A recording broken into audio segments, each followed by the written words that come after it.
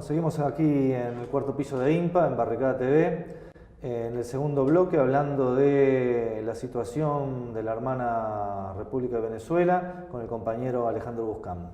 Bueno, habíamos quedado en ver, Alejandro, un poco cómo es la situación de los foros latinoamericanos y el comportamiento que se da en estos foros, tanto de los cada vez menos, bueno, ahora veremos cómo si se estabiliza la situación, ¿no? Cada vez menos gobiernos, llamémoslo progresistas, y los sectores más reaccionarios del campo latinoamericano y americano. ¿Cómo ha sido esto? Claro, lo que hasta el momento era la cadavérica OEA, bueno, digamos, ha revivido, ¿no? Ha revivido, digamos, parte del proyecto emancipador es acabar con todas esas instancias coloniales como es la OEA, como le llegó a decir Fidel, el Ministerio de Colonias. La OEA revive porque es una instancia en su naturaleza conservadora y un poco todos los cambios geopolíticos que se han dado en los últimos años, en muy pocos, ¿no? Además en 2 años, hay cambio de signo del continente, lo que gana en Argentina la derecha, en Brasil hay un golpe de Estado no denunciado por la OEA en la cual derrocan a Dilma y instauran un nuevo gobierno. En Paraguay igual, todo ese cambio de signo revitaliza la instancia conservadora. Y esa instancia conservadora, que es la OEA, que además Venezuela ha hecho frontal oposición tanto a esa instancia como a la naturaleza de esa instancia, como el espíritu que guía esa instancia, que evidentemente es muy imperial, muy colonial. Desde la OEA se ha impulsado toda una ofensiva anti-Venezuela, un poco repitiendo el mismo discurso que tenía antes, pero antes tenía mucho menor resonancia porque había perdido protagonismo. Habían surgido instancias como UNASUR, CELAC, que habían desplazado como foro continental, pero ahora un poco vuelve a tener su importancia. Recordemos que hubo varias instancias, varias crisis previas a este renacimiento de la OEA, en el cual los problemas latinoamericanos se resolvieron en la UNASUR, fundamentalmente. UNASUR, como fue, recuerdo, Honduras. Correcto. Después cuando se trató el tema de Paraguay mismo, fue a los claro, inclusive el impasse que hubo Colombia, Ecuador, claro, con el asesinato de Raúl Reyes, el conflicto por el se resolvió en Dominicana, por otra instancia. Se resolvieron por otros lados. Porque la OEA evidentemente no es un espacio que representa a América Latina, la OEA es un espacio que representa los intereses norteamericanos fundamentalmente. Y Almagro evidentemente representa, tristemente, todo ese discurso y esa batería antirrevolucionaria que hay allí. Ni siquiera antirrevolucionaria, antiprogresista y anti-latinoamericana. Porque no todos los gobiernos son revolucionarios, pero sí muchos gobiernos eran progresistas. En Venezuela es el ojo del huracán es porque hay una revolución, a diferencia de otros países donde habían gobiernos progresistas, pero no habían revoluciones. Desde la OEA no se hace otra cosa más que cumplir la tarea. A mí no me extraña el comportamiento de la OEA, me extraña es la pérdida de las formas inclusive, porque han perdido hasta el ejercicio de sus propias normativas con las cuales siempre se jactaron de ser muy estrictos, muy apegados a las normas, etc. Pero se han pasado por arriba tanto las normas de debate como las normas de agenda, como las normas de convocatoria para impulsar el ataque hacia Venezuela en estas últimas semanas. Yo creo que evidentemente es una posición política tomada y un juego estratégico.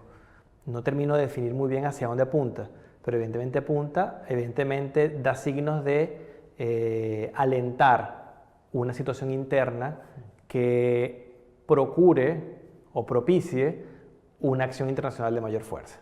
O sea, yo no tengo duda, recientemente me comentaban, yo no lo vi, que Almagro y otro embajador había estimulado a que el pueblo venezolano se manifestara porque era decisivo los siguientes días para el futuro de Venezuela. Sí, es casi como una vanguardia que está más adelante que lo que el mismo Estados Unidos... Es el foquismo de la derecha. Claro, es muy fuerte, ¿no? Muy fuerte porque además... Llamar a la guerra civil, ¿no? Sin forma, además, no se cuidan. Recientemente vi que alguien decía que de los últimos 20 Twitter que lanzaba Almagro, 15 eran contra Venezuela. Entonces, evidentemente es una posición tomada, no es una posición institucional ni mucho menos. Pero tampoco podemos esperar mucho de ellos. Sí, recordemos, como también me decías antes, que las resoluciones de la OEA carecen de fundamento, no solo por lo moral que estamos planteando, sino porque, como vos planteaste, porque no tienen la base jurídico-institucional misma, están siendo tomadas en minoría de acuerdo a los mismos estatutos de la organización, ¿no? Correcto.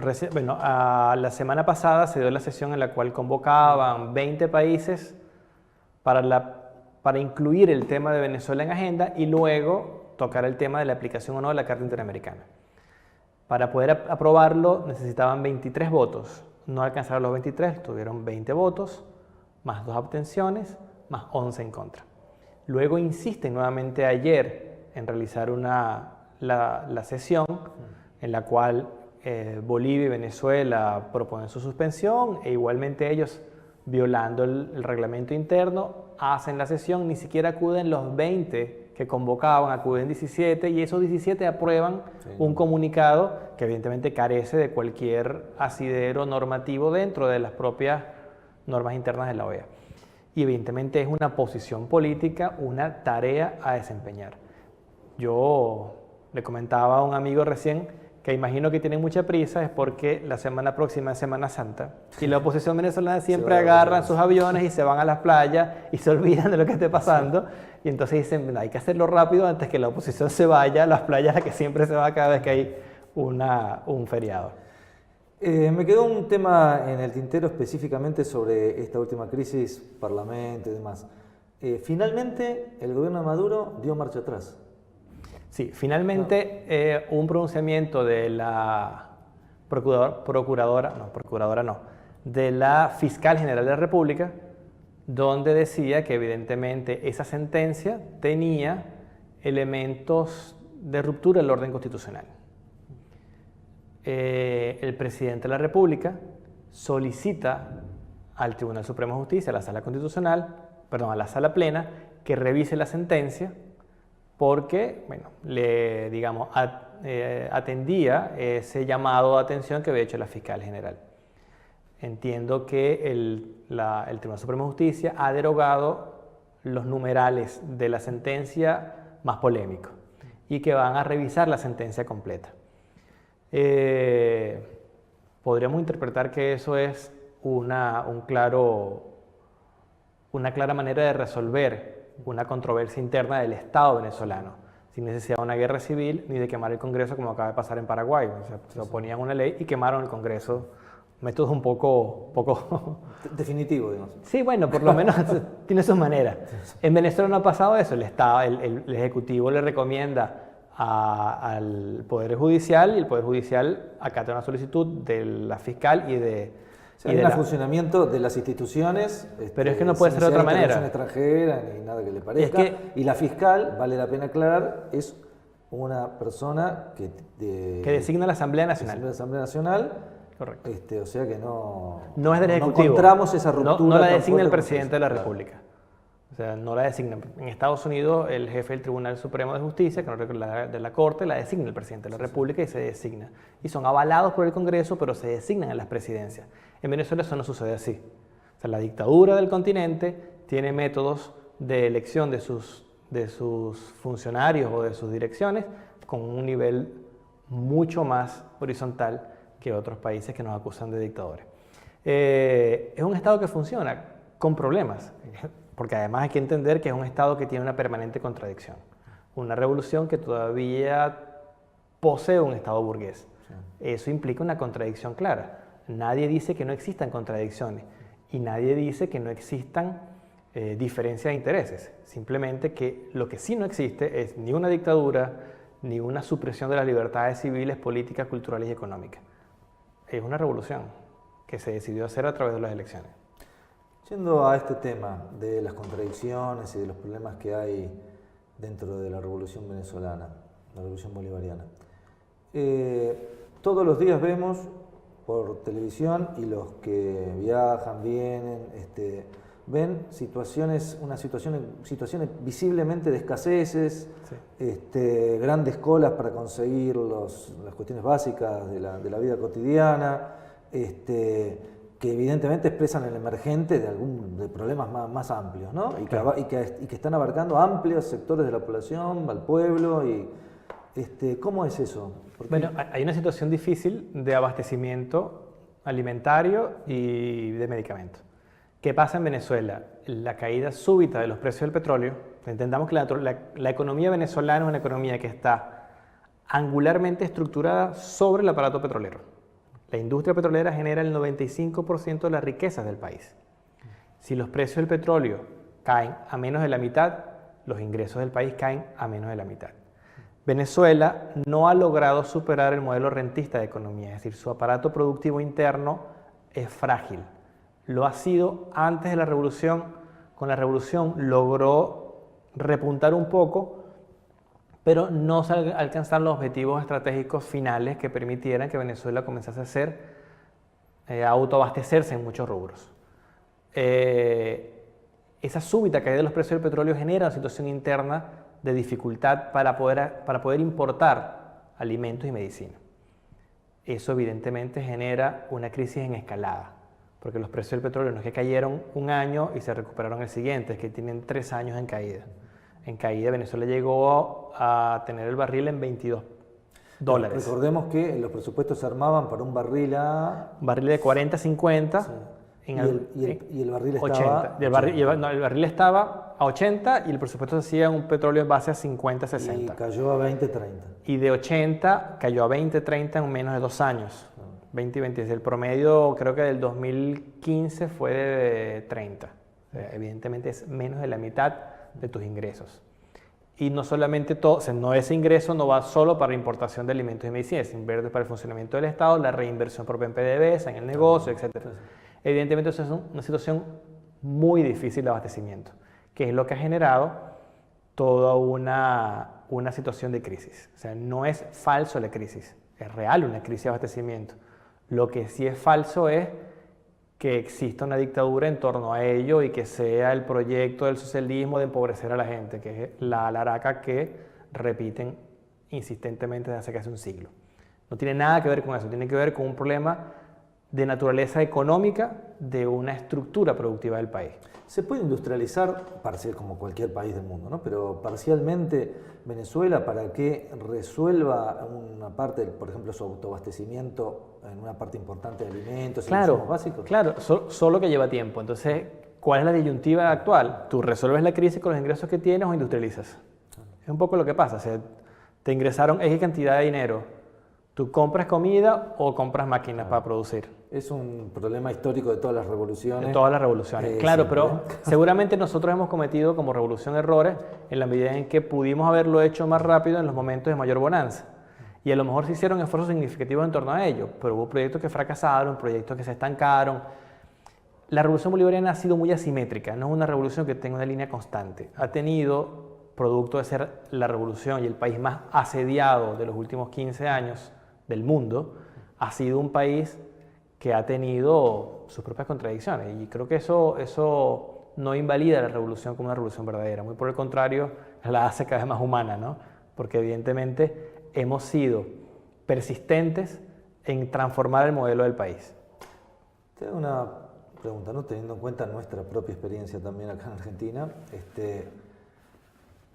¿cuál es el proyecto de la oposición venezolana, ¿no? Porque teniendo en cuenta que se paran sobre estas situaciones de escaseces y sobre una mentira, bueno, pero que es la existencia de falta de libertades y demás. En realidad hay una matriz discursiva que se aplica a todo el continente, ¿no? Porque realmente podríamos decir que no hay un gran paralelo entre Argentina y su estructura económica y Venezuela y su estructura económica, pero el discurso de la derecha pareciera ser el mismo, ¿no? El discurso es similar, muy similar. ¿Cuál es el proyecto de la derecha venezolana? ¿Qué quiere hacer? Es un proyecto que todos conocemos, pero que ellos no dicen. No lo dicen por una sencilla razón, porque el proyecto histórico de la derecha es regresar al modelo económico, mejor dicho, regresar al modelo de país donde las riquezas no estaban en manos nacionales. Con Chávez avanzamos mucho en muchos aspectos, pero fundamentalmente avanzamos en recuperar la industria nacional, la industria petrolera fundamentalmente, en redistribuir para el país, sobre todo para los más pobres, la riqueza del petróleo. El proyecto de la derecha no es otro que regresar al modelo en el cual no es el país el dueño de la riqueza petrolera, porque sencillamente la oposición venezolana carece de proyecto histórico, entendiéndolo como un proyecto cohesionado dentro de una transformación del país hacia el modelo que ellos crean, capitalismo con rostro humano, como quieran manejarlo. No, cuando uno ve los programas de gobierno que han presentado todos los candidatos presidenciales de la derecha, no son otra cosa más que lugares comunes de discursos de centro. No hay ningún proyecto estratégico real, serio.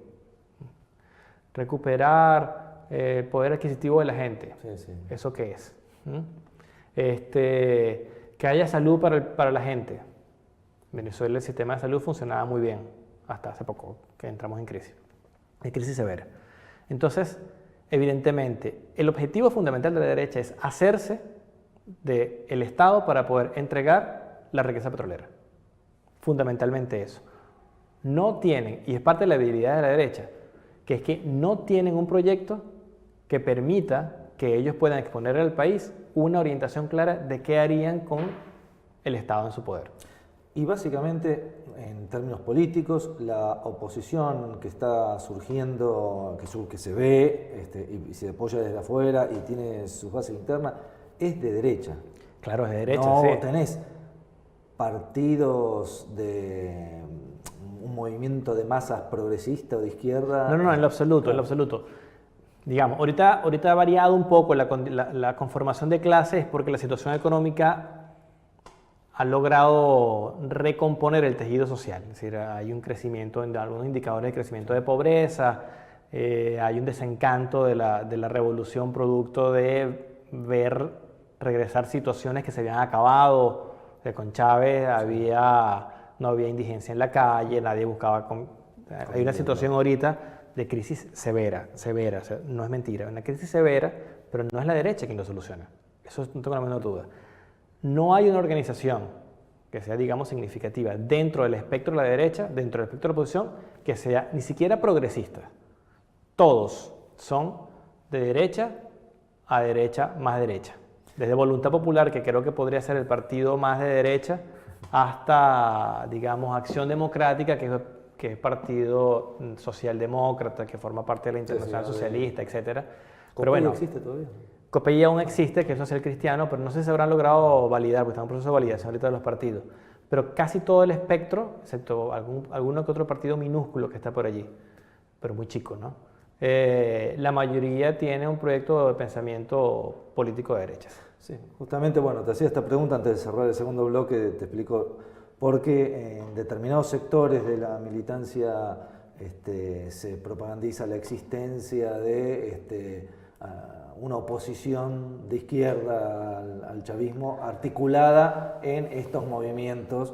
Y como en los demás países de América Latina no estamos en Venezuela, por ahí en determinados sectores esa idea puede llegar a decir, bueno, hay sectores de izquierda que realmente están en la calle luchando por una sociedad mejor. Y me parece que hay que romper esa idea porque lleva a la complicidad de gente progresista o gente honesta con políticas que realmente son monolíticamente reaccionarias. ¿Lo abordamos a la vuelta? Lo abordamos a la vuelta, sí. Lo abordamos en el siguiente bloque. Bueno, señora directora, tiene con ustedes el control de las cámaras.